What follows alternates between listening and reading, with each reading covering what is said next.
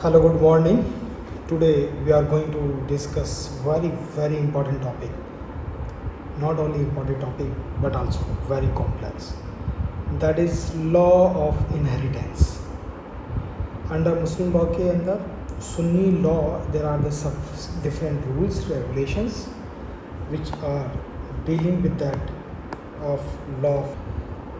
देखिए distribution of property के अंदर सुन्नी हनफी लॉ में ये बहुत ही इम्पॉर्टेंट है कि हमें क्लासिफिकेशन ऑफ ईयर्स पता होना चाहिए। और क्लासिफिकेशन ऑफ ईयर्स पता होने के लिए हमें ये पता होना चाहिए कि अगर अ पर्सन हैज़ डाइड तो what kind of legal heirs we have. तो whole list of legal heirs is been given here the classification of the heirs. Generally हम ये देखते हैं जब किसी पर्सन की डेथ होती है तो हमें लगता है कि लीगल ईयर सिर्फ लड़का या लड़की होती है, सन और डॉटर, बल्कि मुस्लिम लॉ में ऐसा नहीं है। मुस्लिम लॉ के अंदर सिर्फ सन और daughter is not a legal heir but also parents meaning the wife, father's father, to grandfather, mother, to grandmother, these are the legal heirs.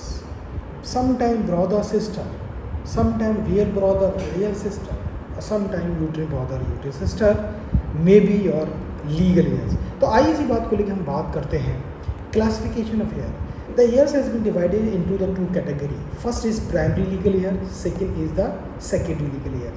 जितने भी शेयर्स हैं, प्रॉपर्टीज़ हैं, that has been divided among the legal heirs. तो primary legal hairs वो होते हैं जिनको हमेशा इनहेरिट करते ही हैं और ये ना किसी को एक्सक्लूड करते हैं ना ही कोई इन्हें एक्सक्लूड करता है। वो हैं पेरेंट्स में फादर मदर, स्पाउस में हस्बैंड और वाइफ और विडो। हस्बैंड डाइज तो widow will entitle property, children son and daughter. इस 6 लीगल हेयर्स को छोड़ने के बाद जितने भी लीगल हेयर्स बचते हैं वो सारी सेकेंडरी लीगल हेयर्स हैं। और सेकेंडरी लीगल हेयर्स के बारे में ये कहा जाता है कि कभी तो वो इनहेरिट करते हैं और कभी वो एक्सक्लूड हो जाते हैं by other legal hairs. Depend करता है कि लीगल हेयर्स कौन कौन से हैं। अगर हम सारे सिस्टम ऑफ लीगल हेयर्स को हम डिवाइड करते हैं on the basis of relationship तो हमें पता चलता है कि इस कैटेगरी में 2 तरह के लीगल हेयर्स हैं। पहले हैं वो सारे रिलेशंस और वो सारे लीगल हेयर्स जो कि जिनमें ब्लड रिलेशंस हैं, चाहे वो फुल हों या हाफ हों, या दूसरी तरह के जो रिलेशंस होते हैं on the basis of affinity means valid marriage. और ये सिर्फ 2 ही होते हैं, husband and wife. Husband wife का ही रिलेशन एक on the basis of relationship, property on the basis of order of priorities. अगर हम प्रायोरिटीज़ की बात करें मुस्लिम लॉ में, क्योंकि we have a number of the legal heirs. Suppose एक पर्सन की मौत होती है, उसके लीगल हेयर्स वो पीछे छोड़ के जा सकता है अपने फादर को, अपने फादर को, ग्रैंडफादर को, मदर को, ग्रैंड मदर को, wife, daughter, son, brother, sister, etcetera extra, sons, great grandson, lord of the list is there.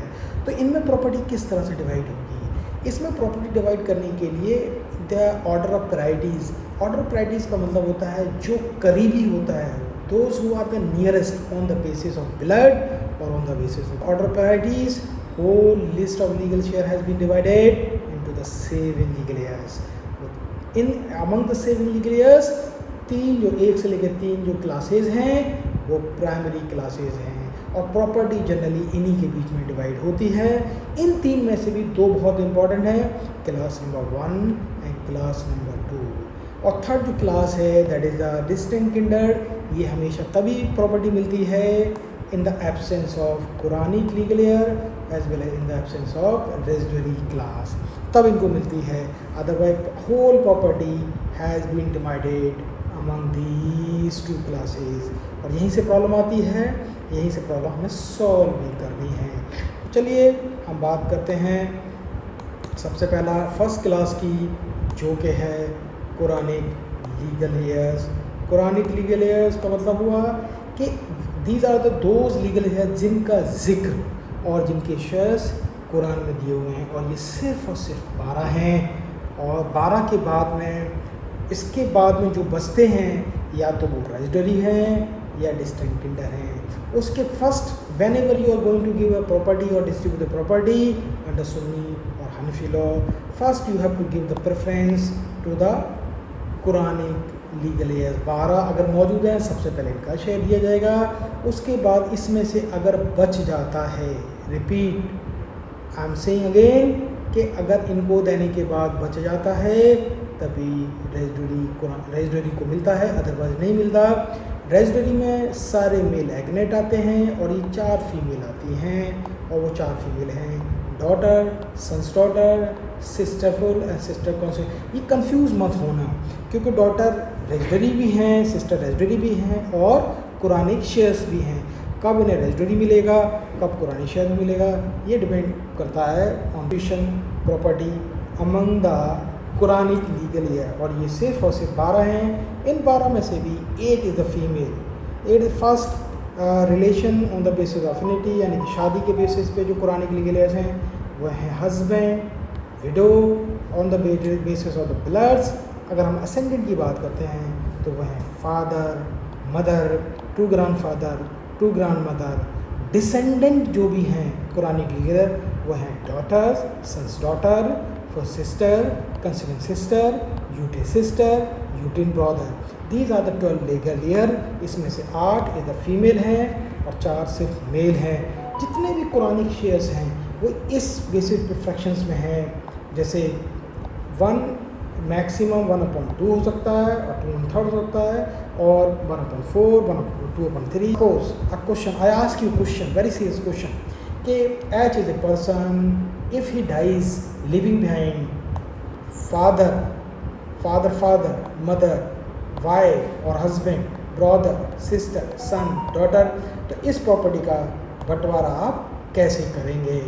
तो इस प्रॉपर्टी का बंटवारा होने के लिए हम इस प्रॉपर्टी को कैसे बंटवारा होगा, ये एक सवाल बनता है। इस सवाल ये होता है किसको पहले मिलेगा।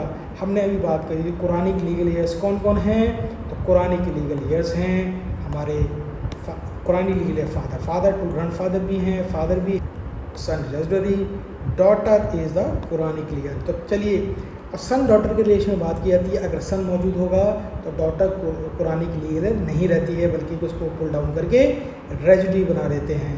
तो ये दोनों कैसे बन जाएंगे, ये दोनों हो जाएंगे residuary. Son and daughter shall inherit property as a residuary. तो अब बात करते थे कि फादर एंड फादर में एक रूल अप्लाई होता है, नियरेस्ट शैल एक्सक्लूड मोर रिमोट। तो जहाँ फादर होगा वहाँ कोई भी 2 grandfather shall not stand, he will not get anything. ठीक है, और किस किस को कौन एक्सक्लूड कर रहा है, और जहाँ भी फादर मौजूद होगा, whenever father is there, son is there, collateral of any description shall be excluded. इनको कोई भी शेयर नहीं मिलेगा। तो आप कौन किस किस को शेयर देना है, मदर को शेयर देना है, अगर हस्बैंड की डेथ हो जाती है तो वाइफ को देना है, और सन एंड डॉटर को। तो फादर का शेयर यहाँ पे क्या होगा, फादर यहाँ पे एज ए शेयरर प्रॉपर्टी को इनहेरिट करेगा और इसका शेयर बनता है 1/6।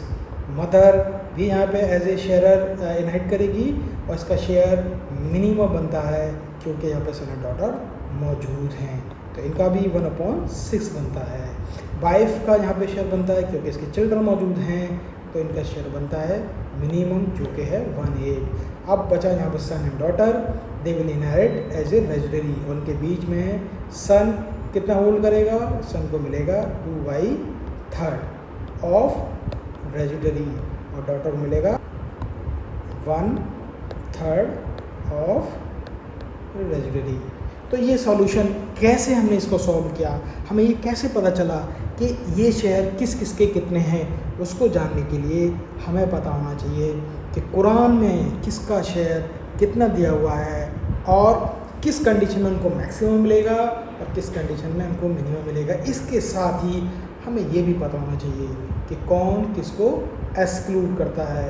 बिना रूल ऑफ एक्सक्लूजन के हम ये कैलकुलेशन नहीं निकाल सकते हैं, और शेयर को कैलकुलेट करने के लिए हमें बेसिक मैथमेटिक्स तो आनी ही चाहिए। इसी के साथ मैं आप लोगों से कहता हूँ बहुत बहुत शुक्रिया मुझे सुनने के लिए। Thank you very much. अगर आपके कोई सजेशन हैं कोई कमेंट है तो आप मुझे दे सकते हैं।